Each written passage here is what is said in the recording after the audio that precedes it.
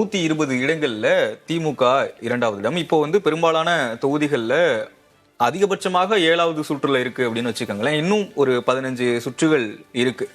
மாறக்கூடிய வாய்ப்பு இருக்கா? ட்ரெண்ட் 120ல இருந்து அதை குறைக்கிறதுக்கான வாய்ப்பு இருக்கா? இல்லை, அது கொஞ்சம் குறைவதற்கான வாய்ப்புகள் தான் இருக்குன்னு நான் பார்க்குறேன். கிட்டத்தட்ட நீங்கள் பல தொகுதிகளில் இப்போ 21 தொகுதிகளில் ஏதோ 1000 ஓட்டு வித்தியாசத்தில் தான் இப்போ லீடிங் ஓடிட்டு இருக்கு. இல்லை, நம்ம காலையில் 10 மணிக்கு பார்த்தோம் இல்லையா, 72 தொகுதிகளில் 1000 வாக்கு வித்தியாசம். இப்போ 22 ஏதோ கடைசியாக பார்த்த நினைவு எனக்கு. கிட்டத்தட்ட இது மாறுதலுக்கு உட்பட்டதா. பட் தாவேக்காவோட இதில் சேஞ்ச் தெரியல பாருங்க. அதிமுகவும் திமுகவும் தான் மாறி மாறி, திமுக 52ல இருந்தது 60ஆக நடந்திருக்கிறது, அதிமுக 75ல இருந்து இறங்கி இருக்கிறது. ஸோ அந்த இருமுனை போட்டி என்பது அவர்களுக்குள்ள மட்டுமே சுருங்கிருச்சு. அந்த இடம் தான் ஒரு ஆபத்தான இடங்கிறனா.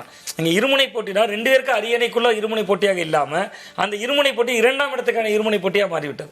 நீங்க தாவேக்கா ரூட் கிளியர். நான் இன்னொரு கூட உங்க விவாதத்தில் கூட சொல்லியிருப்பேன் நினைக்கிறேன். இந்த தேர்தலை பொறுத்தவரை விஜய் வெர்சஸ் அதர்ஸ்னு மக்கள் பார்க்குறாங்கன்னு சொல்லியிருப்பேன்.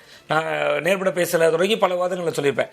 மக்கள் கிரவுண்டுக்கு போனா திமுக வெர்சஸ் டிவிகேனோ அல்லது டிஎம்கே வெர்சஸ் பிஜேபியோ பார்க்கல, விஜய் வெர்சஸ் அதர்ஸ்னு ஒரு தாட் மக்கள் மனசுல இருக்கிறது தெரியுது அப்படின்னு சொல்றேன். அதுவும் இதுல ரிஃப்ளெக்ட் ஆயிருக்குன்னு நான் பாக்குறேன். கிட்டத்தட்ட விஜய் வெர்சஸ் அதர்ஸ்னு மக்கள் பார்த்திருக்காங்க. எந்த கட்சியும் நிக்கட்டும், யார் வேணாலும் நிக்கட்டும். ராம்கே சார் சொன்ன மாதிரி தான், எனக்கு தெரிஞ்ச விசில் நான் அதுக்கு போய் ஒரு ஓட்டை போட்டுறேன் அப்படிங்கிற மனநிலையில மக்கள் வாக்களித்திருக்கிறார்கள். பட் இந்த இடம் வெற்றிக்கான இடம். விஜய்க்கு இனிமேல் தான் பல சவால்கள் காத்திருக்கிறது. ஓகே, இந்த ட்ரெண்ட் எப்படி முடியும்னு பாக்குறீங்க? ஈவினிங் ஒரு 6-7 மணிக்கு எப்படி முடிய போகுது? இல்ல, இதை தாண்டி தாவேக்காவுக்கு பெரிய லீடிங்காக மாறி தனிப்பெரும்பான்மை வரும் என்பதுல உடன்பாடு இல்லை. அதிமுகவுக்கு இந்த எண்ணிக்கை ஒரு 75 என்ற போன இடம் வரைக்கும் அதே போன்று ஒரு பாதுகாக்கப்பட்டதா மாறலாம். திமுக கொஞ்சம் குறையும் தான் நான் பாக்குறேன். நான் ஏன் அப்படி சொல்றேன்னா, நீங்க முதல்வர் பின்னடைவு சந்திக்கிறார். நீங்க அந்த அலையை நம்ம அப்படிதான் பார்க்கணும். எடப்பாடி பழனிசாமி அவர்கள் 21,000 ஓட்டு லீடிங்ல காட்டுது. இப்ப நீங்க விஜய் ஒரு 11,000 ஓட்டு லீடிங் பெரம்பூர் தொகுதியை காட்டுது. அவர் கை காட்டின நபர்கள்லாம் ஜெயிக்கிறாங்க. அதான் அலை. அந்த அலையில இன்னைக்கு தமிழ்நாட்டில் வீசியிருக்கிற அலை என்பது விஜய் அலை.